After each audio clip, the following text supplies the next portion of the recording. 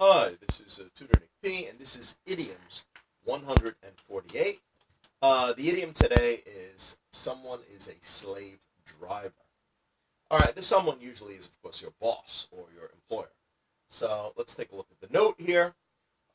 Someone who is a slave driver is an excessively tough or cruel employer who forces or strongly pressures their employees to consistently, continuously all the time, work harder and harder. Yeah, so excessively tough, excessively cruel, beyond what a normal boss might do. Then we might say that. I guess the idea comes, you almost imagine in your mind, um, like in the old days, I don't know, maybe a boss almost like having a whip, like to a horse, slave driver, work harder, work harder, work harder.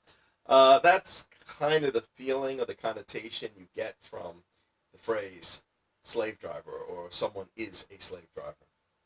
So let's look at the first example here. In the movie, The Devil Wears Prada, Meryl Streep played a character of a boss who was a slave driver. Yeah, so if you ever seen that movie, it wasn't a bad movie. Um, but she was pretty much a good example of what a slave driver was. She constantly needed the attention of one of her assistants or the assistants, and always wanted them to do things that you would think, they shouldn't have to do. But basically, that's it. So let's look at number two. I used to work for a boss who was a real slave driver.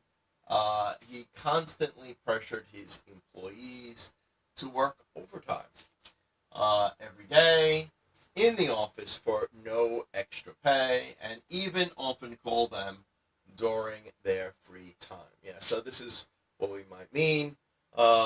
Usually, at work, coworkers may complain together, if their boss is really tough or really bad. Oh, he's a real slave driver. He never gives up. He always puts pressure on you. Okay.